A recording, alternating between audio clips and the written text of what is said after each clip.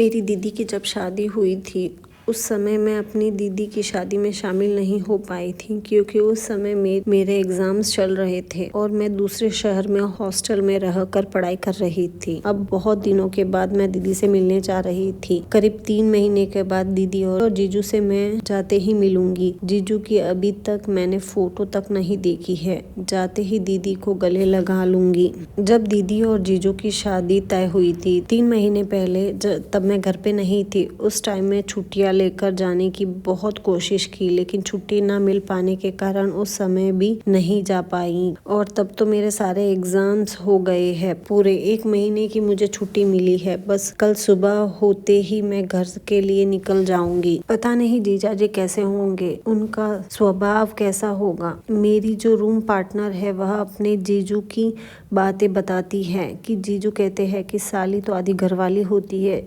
जितना हक तुम्हारे दीदी पर है मेरा उतना हक तुम्हारे पे है। और वहाँ कुछ ऐसी ऐसी बातें बताती है कि सुनकर मुझे शर्म आ जाती है। मुझे भी लगता है काश मेरे भी जीजू होते। पता नहीं कब दीदी की शादी हो गई, लेकिन अब तो दीदी शादीशुदा है, मतलब कि अब मेरे भी जीजू है। बस भी वह मुझे भी मूवी दिखाने लेके जाएंगे, जैसा मेरी दोस्त सुमन मुझे बताती थी अपने जीजू के साथ मूवी देखने जाती थी। मैं सोचने लगी जीजू, भाई, दीदी और मैं भी हम सब मिलके मूवी देखने जाएंगे और खूब सारी मस्ती करेंगे और खूब सारे जीजू से शॉपिंग कराऊंगी। मैं शाम होते ही घर पहुंच गई और घर जाते ही मम्मी पापा से मिली और मम्मी को कहा, मम्मी मुझे दीदी से मिलना है। तो मम्मी ने कहा ठीक है, 2 दिन के बाद तेरे दीदी ससुराल आएगी तेरे जीजू के साथ, तब जाकर के मिल लेना। मैंने कहा ससुराल आएगी, वह ससुराल में ही होगी ना मम्मी, मैंने कहा। तो मम्मी बोली तेरे जीजा जी जहाँ नौकरी करते हैं वहाँ पर तेरी दीदी को ले गए हैं। यह सुनकर मैं उदास हो गई कि अब मुझे कुछ दिन इंतजार करना पड़ेगा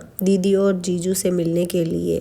उसके बाद जैसे ही सुबह हुई मैंने मम्मी से कहा, मम्मी मैं दीदी और जीजू के घर जा रही हूँ। मम्मी ने कहा तो अकेले कैसे जाएगी, उसे आने दे, ससुराल फिर जाकर मिल लेना। मैंने एक काम किया, मैंने दीदी से बात करके दीदी का एड्रेस ले लिया। इसके बाद मैंने मम्मी पापा को बोला, मम्मी पापा मैंने दीदी से बात करके दीदी का एड्रेस ले लिया, अब मैं दीदी के घर जा रही हूँ, मैं पहुंचकर आपको फोन करूंगी। तो मम्मी ने कहा ठीक है, अच्छे से जाना। तो उसके बाद मैं शाम के करीब 4 बजे दीदी के घर के लिए निकल गई, जो हमारे घर से वो सिर्फ हमारे घर से 40 किलोमीटर का रास्ता था। मैं जैसे ही दीदी के घर पहुंची तो मैंने दीदी को गले लगा लिया। मैंने देखा दीदी ने लाल कलर की साड़ी पहनी थी और हाथ भरकर चूड़ियां और मंगलसूत्र पहना था और मांग में सिंदूर भी बहुत सुंदर लग रहा था। मैंने दीदी के कान में कहा, दीदी जीजू कहाँ हैं, उनसे मिलवाओ। तो दीदी मुस्कुराई और कहा अभी तो वो ऑफिस गए हैं, तू अंदर चल फ्रेश हो ले, तब तक मैं चाय बनाती हूँ तो तेरे जीजू भी ऑफिस से आ जाएंगे। मैं फ्रेश हो करके जैसे बाहर निकली, इस समय जीजू सामने से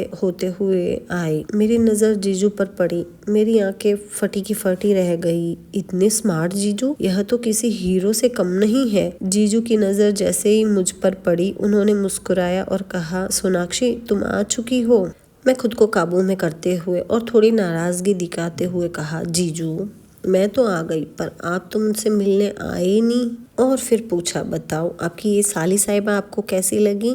तो जीजू मुस्कुराते हुए कहा, भाई मेरी साली साहिबा तो बहुत खूबसूरत निकली। फिर जीजा जी ने भी कहा, अच्छा यह भी तो बता दो कि मैं तुम्हें कैसा लगा। तो मैंने कहा, आप तो मुझे पहली नजर में ही भा गए। मैंने जीजू के करीब आते हुए उनकी आंखों में आंखें डालकर कहा, जीजू थोड़ी शर्म। तो जीजू थोड़ा शर्मा गए। जीजू ने कहा, चलो आओ, तुम्हारी दीदी ने चाय बना दी है, साथ में चाय पीते हैं। हम सब बैठकर चाय पीने लगे। कुछ स्नैक्स दीदी ने लाया था, वह खा रहे थे और मेरी नजर जीजू से हट ही नहीं रही थी। मैं चोरी चुपके जीजू को निहार रही थी।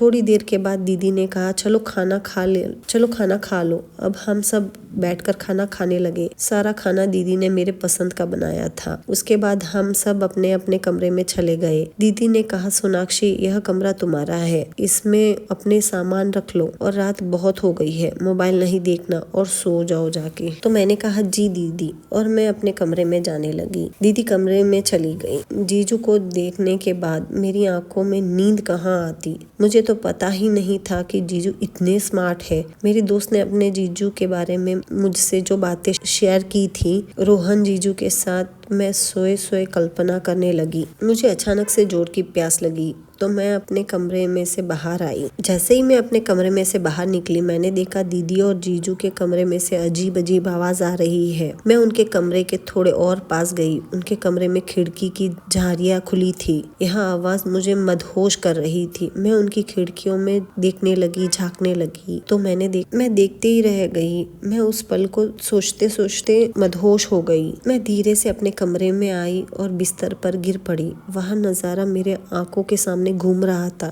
मेरे दोस्त ने मुझे बताया था कि उसके जीजू उसके साथ सब कुछ करते हैं जो वह मेरी दीदी के साथ करते हैं, और उसने कहा तुझे पता है कि यह सब में कितना मजा आता है। और उसके बाद वह सब सारी बातें मुझे बताती। मुझे भी वह सारी चीजें सुनने में अच्छी लगती।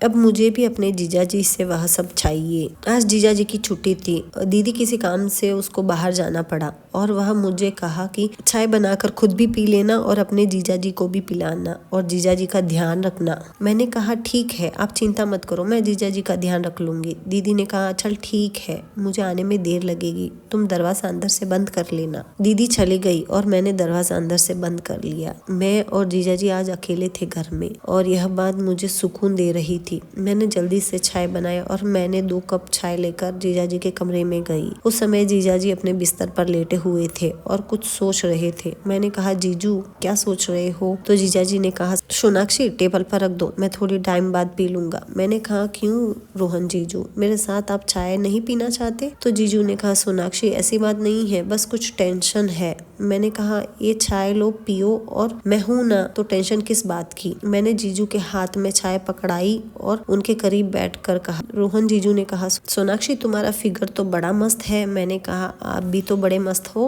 मैंने आज इतनी छोटी ड्रेस पहनी थी कि जीजाजी मेरे शरीर को घूर रहे थे। मेरी निकर इतनी छोटी थी कि जब मैं जीजाजी के साथ चिपक कर बैठी थी तो सब कुछ नजर आ रहा था। जीजाजी चाय पीते पीते उनकी निगाह मेरे जांघों के दोनों बीच जा रही थी। ऊपर से मैंने अपने टॉप के 3 बटन खोल दिए थे। रोहन जीजू ने कहा सोनाक्षी तुम तो अपनी दीदी से भी बहुत ज्यादा खूबसूरत हो। तुम्हारा यह उभरा हुआ सीना, तुम्हारा गोरा बदन किसी को तुम्हारा दीवाना बना दे। मैंने कहा क्या रोहन जीजू, कोई और क्यों, तुम मेरे दीवाने नहीं बनोगे? रोहन जीजू ने मुस्कुराते हुए कहा तो पहली नजर में ही दीवाना बन गया हो। फिर जीजू आप इतने उकड़े उकड़े से क्यों रहते हो? तो जीजू ने कहा सोनाक्षी ऐसी बात नहीं है, बस तुम्हारी दीदी को शक ना हो जाए। मैंने कहा रोहन जीजू आज तो हम दोनों घर में अकेले हैं। दीदी 4-5 घंटे के लिए आने वाली नहीं है। आने से पहले वह मुझे फोन करेगी। जीजू ने कहा हाँ यह बात तो है। उन्होंने मेरे नीचे सहलाते हुए मुझे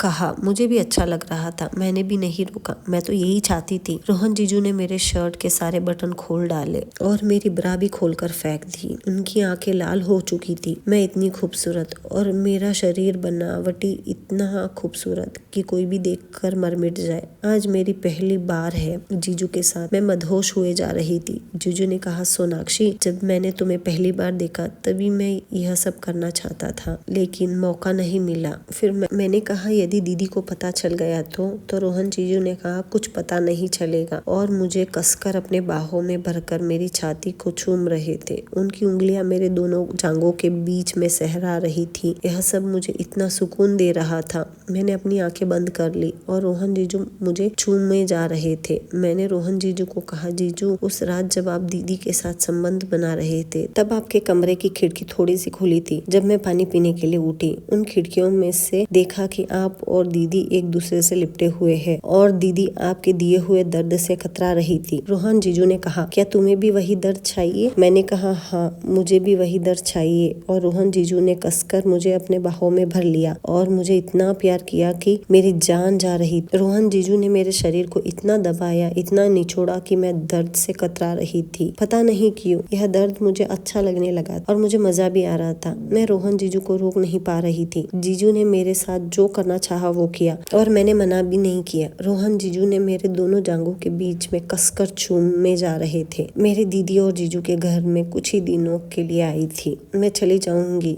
यह यादों के सहारे ही काटना होगा। रोहन जीजू ने तब तक मेरा शरीर को नहीं छोड़ा जब तक दीदी ना आ गई, जब तक वह संतुष्ट ना हुए। बहुत मजे किए हम दोनों ने। फिर थोड़ी टाइम के बाद हमारी दीदी आ गई और हम अपने अपने कमरे में चले गए। जीजू ने मुझे इतना प्यार दिया कि मेरा शरीर थक चुका था। रोहन जीजू भी थक गए थे। जीजू ने कहा, सोनाक्षी अपने कपड़े पहन लो, और तो अभी तुम्हारी दीदी आ गई है। और हमने कपड़े पहन लिए।